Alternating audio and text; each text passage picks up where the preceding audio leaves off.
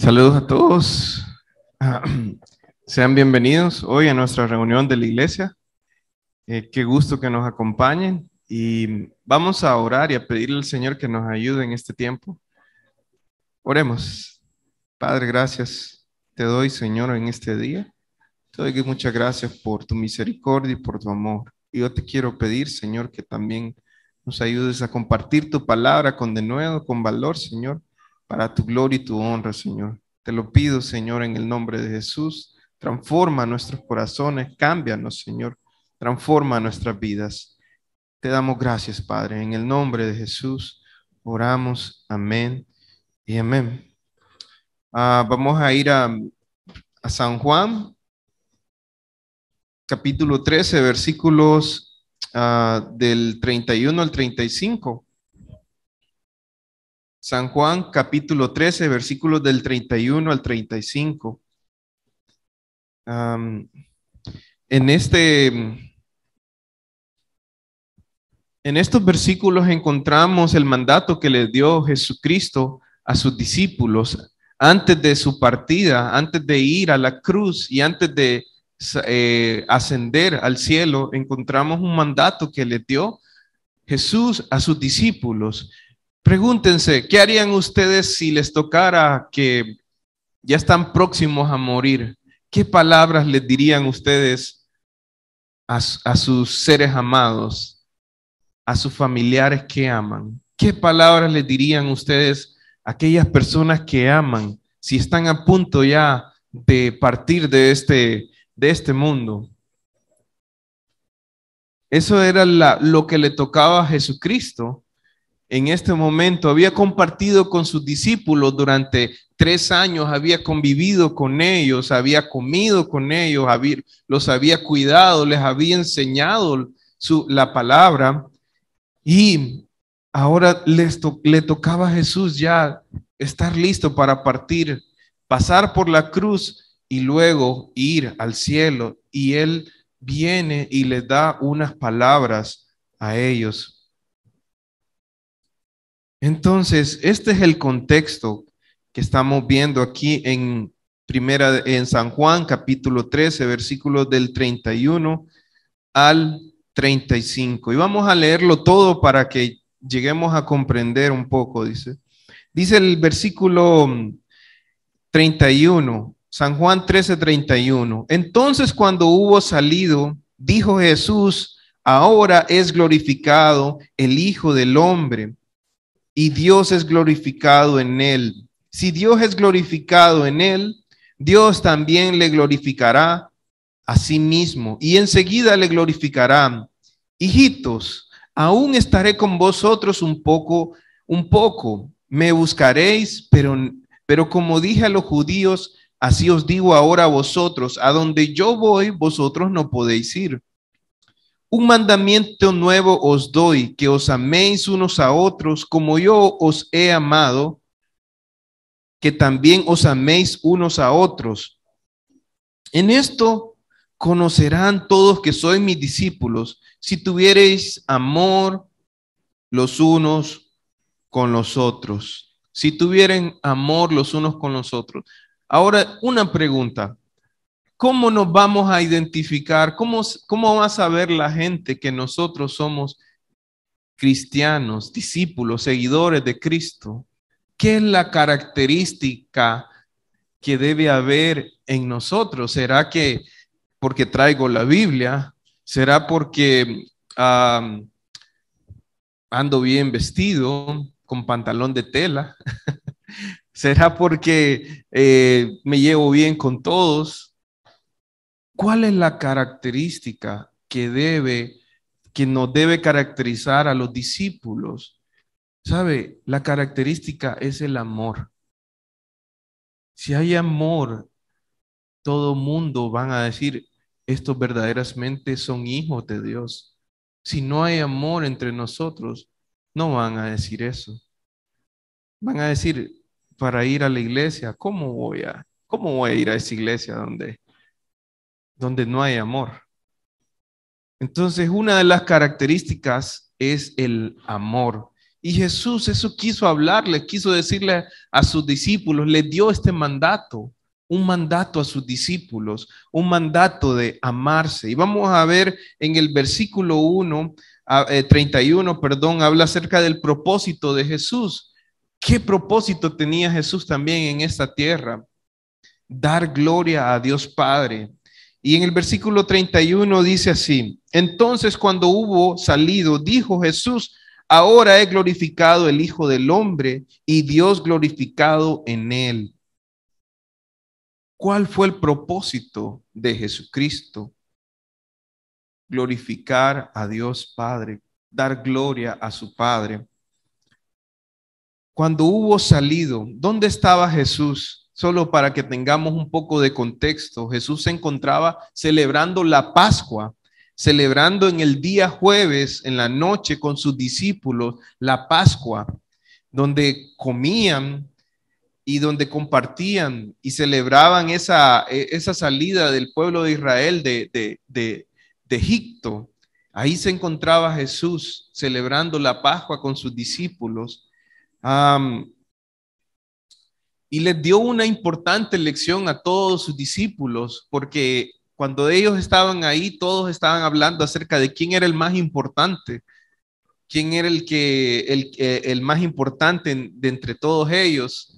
Y sus discípulos hablaban sobre eso, y Jesús viene y agarra una toalla y una paila y empieza a lavar a lavar los pies de ellos.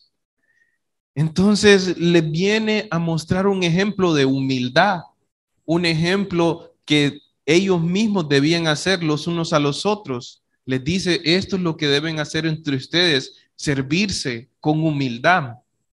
Entonces, después de eso, empezaron a comer, a celebrar la Pascua, a comer, y Judas, que era uno de sus discípulos, fue poseído por Satanás para entregarle a los fariseos.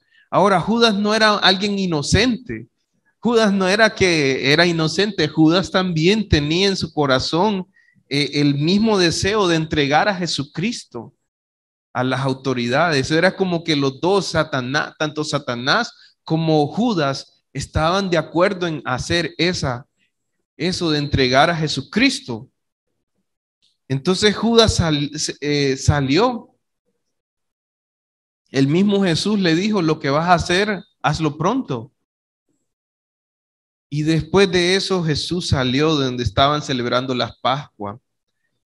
Por eso dice en el versículo 31, entonces cuando hubo salido, dijo Jesús. ¿Qué fue lo que dijo Jesús? Dijo, ahora he glorificado el Hijo del Hombre y Dios es glorificado en él. Ahora he glorificado el Hijo del Hombre. ¿Y qué significa eso de ahora he glorificado el Hijo del Hombre? Aquí está hablando de la muerte en la cruz. La muerte en la cruz, si bien es cierto, ver a nuestro Señor Jesucristo semidesnudo, azotado, lastimado, escupido, ensangrentado, sufriendo en aquella cruz. Eso es la mayor gloria que nosotros podemos darle, es el motivo más grande que podemos dar a nuestro Señor, decirle gracias, gracias por haber muerto en esa cruz, gracias por haber pagado por mis pecados, gracias porque no merecía la cruz, no merecía el que tú hayas muerto en esa cruz. Gracias, Señor.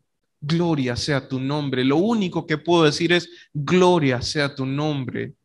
Ahora he glorificado el Hijo del Hombre. La cruz trajo gloria a nuestro Señor Jesucristo, porque Él siendo Dios, Él siendo el Rey de Reyes y Señor de Señores, Él siendo el Todopoderoso, Él que no tenía que venir, el que no tenía que padecer, el justo, vino a pagar por los pecadores.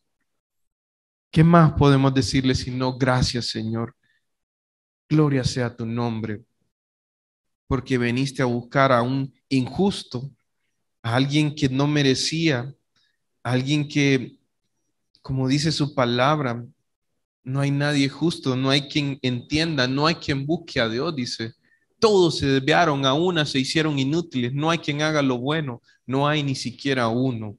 Entonces, esa es nuestra condición y esa cruz da gloria a nuestro Dios. Ahora es glorificado el Hijo del Hombre, pero no solo gloria a Dios, a Jesucristo, perdón, sino que también Jesús le da gloria al Padre, porque dice el versículo, dice, ahora es glorificado el Hijo del Hombre, está hablando de Jesús, y Dios es glorificado en él. ¿Y cómo se glorificó Dios en Jesucristo? ¿Cómo dio gloria Jesucristo a Dios Padre? Mediante su obediencia perfecta, mediante su obediencia perfecta, porque Jesús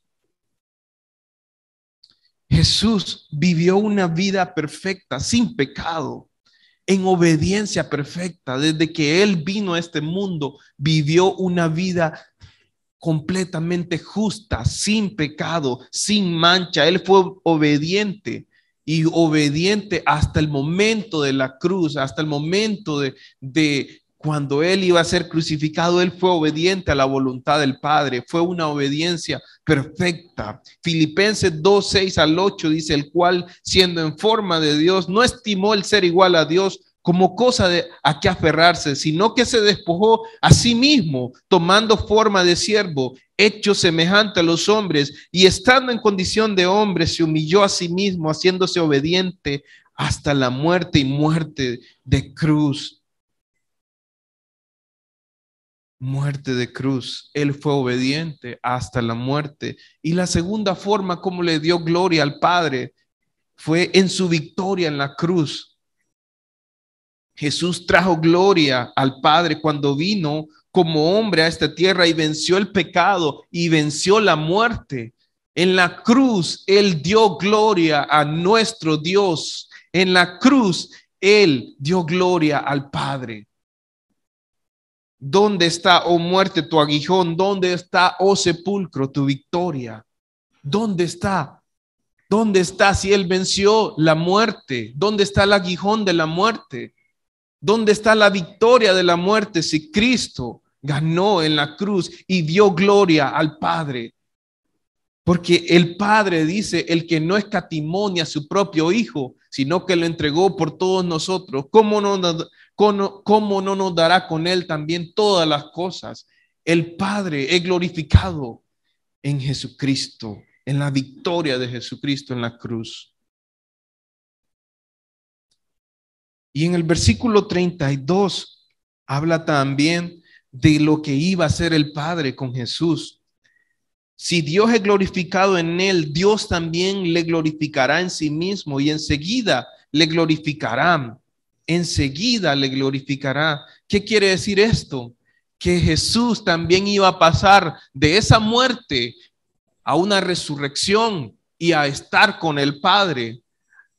Y estando con el Padre en la gloria, o sea, Él iba a estar con Él en esa gloria eterna que tuvo antes de que el mundo fuese, antes de que todo lo que existiese, Él tenía gloria con el Padre.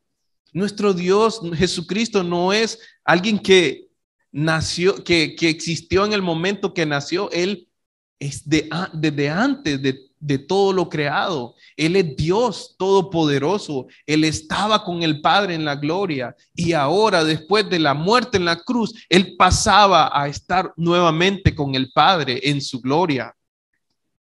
Juan 17:5, ahora pues, Padre, glorifícame tú al lado tuyo con aquella gloria que tuve contigo antes que el mundo fuese. Antes que el mundo fuese. Glorifícame con aquella gloria que tuve a tu lado antes de que el mundo existiera. Jesús no miró la aflicción, no puso sus ojos en la aflicción, en la agonía de la cruz. Él puso sus ojos en aquella gloria, en aquello que tuvo con el Padre y que nuevamente iba a tener. Luego en el versículo 31 le dice, 33 dice, hijitos, aún estaré con vosotros un poco.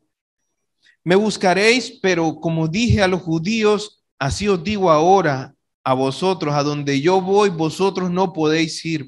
Y lo que les está diciendo, hijitos, les está hablando de una forma cariñosa a sus discípulos y les está diciendo,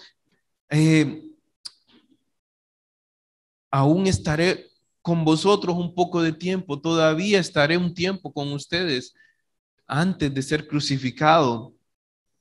Pero después dice, me buscaréis.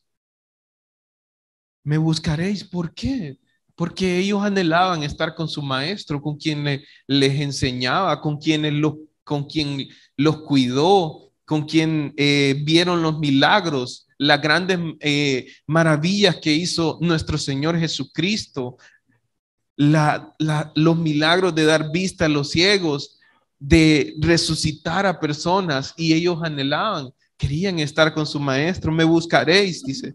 Pero como dije a los judíos, así os digo ahora a vosotros, a donde yo voy, vosotros no podéis ir. O sea, no pueden ir conmigo, les dice, a donde yo voy ahorita. No pueden ir conmigo. No pueden todavía, no van a resucitar todavía, pero yo sí, y voy a preparar lugar para ustedes. Ahora, en el versículo 33, 34, aquí donde vamos al mandamiento, son las últimas palabras de nuestro Señor Jesucristo y algunas de las últimas palabras, y les está diciendo, esto es lo que quiero de ustedes, esto es lo que yo mando de ustedes, este es el mandamiento que les doy. El mandamiento es amarnos, dice el versículo 34, un mandamiento nuevo os doy, que os améis unos a otros como yo os he amado, que también os améis unos a otros. ¿Cuál es el mandamiento nuevo? Que os améis los unos a los otros. ¿Será que es nuevo este mandamiento? ¿Será que eso no estaba en la ley? En Levítico 19, 18 nos habla de que esto no es algo nuevo de amar, de amarnos los unos a los otros. Levítico 19, 18, que es la ley en el Antiguo Testamento, dice así, no te vengarás ni guardarás rencor a los hijos de tu pueblo, sino amarás a tu prójimo como a ti mismo, yo Jehová. Escuchen, no te vengarás ni guardarás rencor a los hijos de tu pueblo, sino amarás a tu prójimo como a quién. ¿Ustedes se aman? ¿Se aman mucho? Dicen que alguna gente se ama tanto que le da depresión. Ajá. Se aman tanto que se deprimen, dice. Pero sí es cierto, alguna gente se ama tanto que se deprime porque está pensando tanto en sí misma. Alguna gente se divorcia. Se divorcia, ¿por qué? Porque está pensando en sí misma, en su felicidad. Sí, es un egocentrismo, nos amamos tanto, hermanos. Sí, alguna gente, no sé, piensan tanto en sí mismos, están tan centrados en sí mismos, se aman tanto que se deprimen. Entonces, así nos dice la palabra de Dios, que este mandamiento no es nuevo, sino que es algo que ya estaba escrito. Y también es algo que Dios había mandado desde el Antiguo Testamento, pero es algo también que era un principio de vida para los judíos, era una norma de vida para los judíos. Los judíos tenían en los proverbios, por ejemplo, Proverbios 20, 22, dice, no digas yo me vengaré, espera a Jehová y él te salvará. Y en Proverbios 24:29, no digas como me hizo, así le haré. Daré el pago al hombre según su obra. O sea, ellos tenían como una norma, como un principio no vengarse. Entonces era algo que lo conocían. Entonces no era algo nuevo. Aún Jesucristo les dijo a ellos, les habló sobre este mandamiento. En Mateo 5:43 al 45 les dice, ¿oíste que fue dicho? Amarás a tu prójimo y aborrecerás a tu enemigo. Pero yo os digo, amad a vuestros enemigos, bendecid a los que os maldicen, haced bien a los que os aborrecen y orad por los que os ultrajan y os persiguen, para que seáis hijos de vuestro Padre que está en los cielos, que hace salir su sol sobre malos y buenos y que hace llover sobre justos e injustos. Entonces el mandamiento no es algo nuevo. Esto no es nuevo. Jesús lo mencionó también en Marcos 12:29 al 31. Jesús le respondió, el primer mandamiento de todos es, oye Israel, el Señor nuestro Dios, el Señor uno es, y amarás al Señor tu Dios con todo tu corazón y con toda tu alma y con toda tu mente y con todas tus fuerzas. Este es el principal mandamiento. Y el segundo dice, es semejante, amarás a tu prójimo como a ti mismo. No hay otro mandamiento mayor que estos. Entonces, ellos sabían sobre este mandamiento, no era algo nuevo, pero debemos preguntarnos, ¿cómo es que es un mandamiento nuevo, pero es algo que ya estaba? Jesús, Jesús les dice algo diferente, cómo debe ser el amor entre nosotros, entre los discípulos. Aquí está el punto, que os améis unos a otros como yo, dice, os he amado. No dice como te amas a ti mismo, no, como yo os he amado, que también os améis unos a otros. O sea, Jesucristo lo lleva a otro nivel, a otro estándar, como yo os he amado. ¿Y cómo fue el amor de Jesucristo? ¿Cómo fue ese amor? Fue un amor que fue capaz de dar su vida en la cruz. Fue un amor sacrificial. Fue un amor que lo entregó todo. Así es el amor de nuestro Señor Jesucristo. Es un amor por su iglesia, por sus discípulos. Ese es el amor que tiene Jesucristo y que dice que nosotros debemos tener entre nosotros. Efesios 5:2 dice, y andad en amor como también Cristo nos amó y se entregó a sí mismo. Él se entregó a sí mismo por nosotros, ofrenda y sacrificio a Dios en olor. Y Efesios 5:25 dice, maridos, amad a vuestras mujeres, así como Cristo amó a la iglesia y se entregó a sí mismo por ella. ¿Qué hizo Jesucristo? Él murió, se entregó y dijo, este amor está relacionado con la muerte, con morir, con entregarse, con sacrificio. Es algo que nosotros tenemos que hacer, morir. ¿Cómo nosotros podemos amarnos los discípulos según ese estándar de Jesús? Jesús mostró amor muriendo en la cruz, se dio en sacrificio. El amor que nosotros debemos mostrar debe estar relacionado con el morir.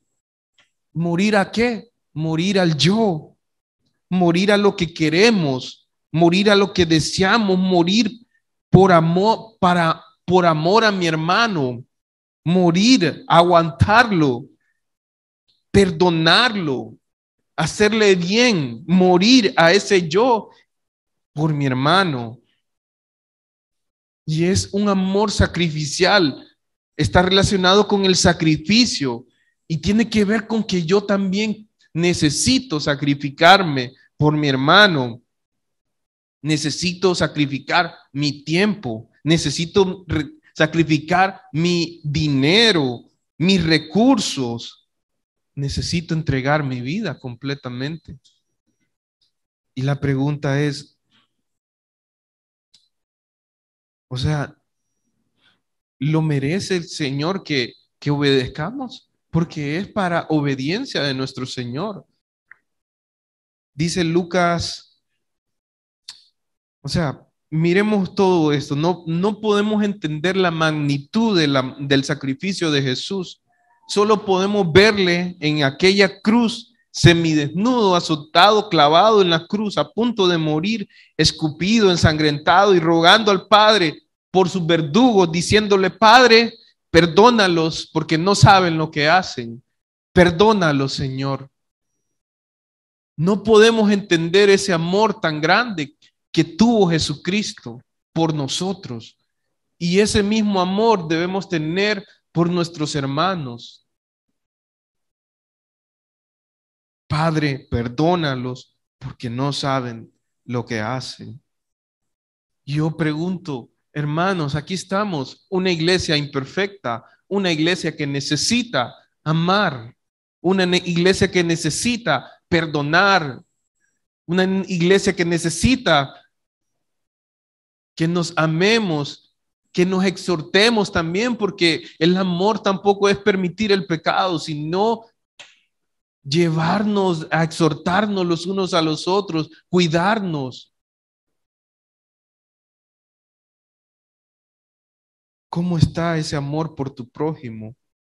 ¿Cómo está tu morir a ti mismo, el morir?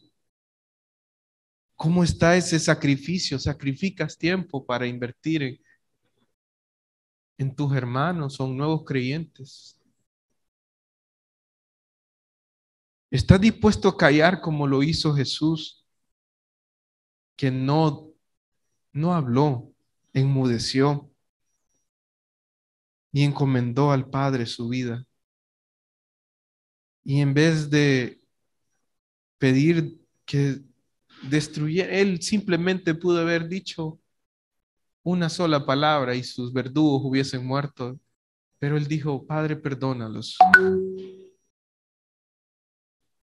Y esto va a ser una señal para los demás que no creen, para todos, una señal que realmente Dios, que Cristo vive en nosotros, que somos discípulos de Cristo. En el versículo 35, en esto conocerán todos que soy mis discípulos, si tuvieres amor los unos con los otros, si tuvieren amor con los unos con los otros. ¿Cuál es la característica de un verdadero discípulo? Es su amor. ¿Quieren ver cómo está? ¿Queremos medir cómo está el amor de la iglesia? Miremos cómo está la asistencia. Porque aquellos que quieren pasar tiempo con sus hermanos, ahí se muestra su amor. Cuando dejamos de venir, estamos dejando de congregarnos, estamos dejando de querer estar con nuestros hermanos. Así está el amor. Algunas veces se enfría tanto que digo yo: Dios mío, Señor, ayúdanos. Y tiene que ver también conmigo. Necesito también mostrar amor, también por mis hermanos. Pero hermanos, el mandamiento es para todos nosotros, los discípulos. Cuando yo no me congrego, no quiero pasar tiempo con mis hermanos. Entonces está frío, realmente en mi corazón no tengo ese amor por querer pasar con ellos. En esto conocerán que sois mis discípulos si tuvieren amor. Dice primera de Juan 4:20, si alguno dice yo amo a Dios y aborrece a su hermano, es mentiroso, pues el que no ama a su hermano, a quien ha visto, ¿cómo puede amar a Dios a quien no ha visto? ¿Cómo podemos decir que amamos a Dios si no queremos estar ni con nuestros hermanos? ¿Cómo podemos decirlo? ¿Cómo podemos decir si aún ni en los grupos no vamos? Los grupos casa. Ahí se mira cómo está realmente el amor, está tan frío que no hay gente, no asistimos. ¿Por qué? Porque este amor se ha enfriado, el amor entre que debe ser sacrificial, ese amor se ha enfriado, porque hay otras cosas que ocupan el lugar.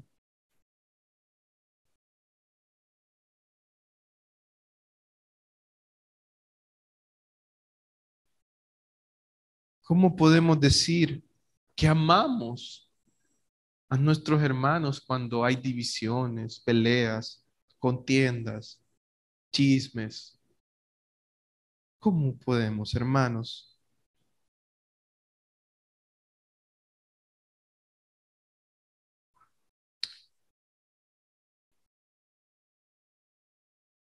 Necesitamos, hermanos. El mandamiento es un mandamiento, no solo es que si lo siento, no es un sentimiento, el amor no es un sentimiento, realmente es una decisión como la que hizo nuestro Dios, de enviar a lo más preciado, a su Hijo Jesús, a morir en una cruz. Es una decisión de soportar, de cuidar, de aguantar. ¿Por qué? Porque Dios nos ha mandado a amarnos así, un amor que va más allá de lo que nosotros podemos entender. Así debemos amarnos. Am, yo les animo a empezar, hermanos, a amarnos los unos a los otros, porque si Dios nos lo ha mandado, ¿no creen que Él es digno de obedecer este mandato? ¿No creen que Él lo entregó todo? ¿No creen que Él es digno o no es digno? ¿No creen que vale, que Él merece toda la gloria, que merece honor?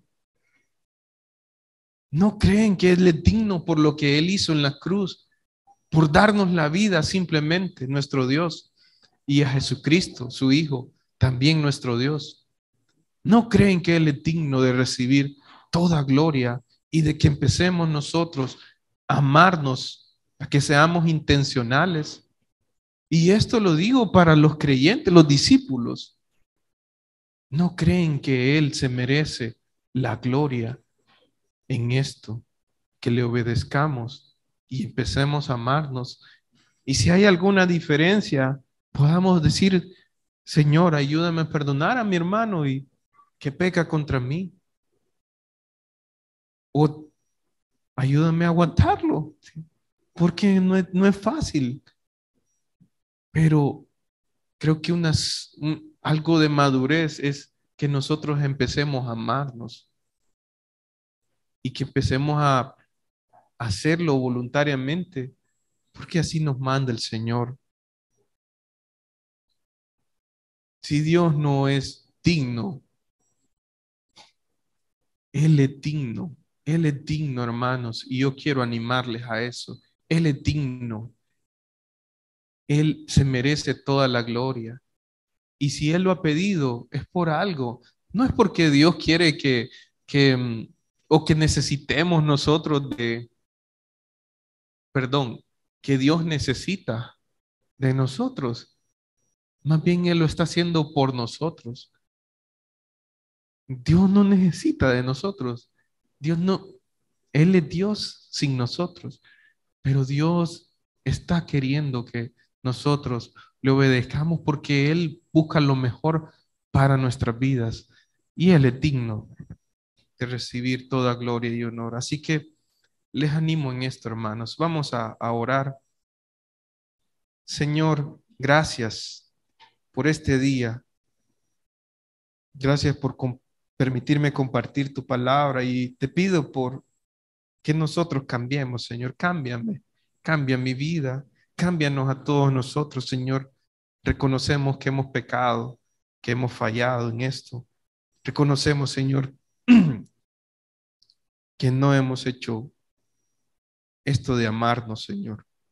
Te necesitamos, Padre. Te necesitamos, Señor. Ayúdanos, Padre, a hacer tu voluntad. Cambia nuestros corazones. cambia nuestras vidas. En el nombre de Jesús oramos. Amén y amén.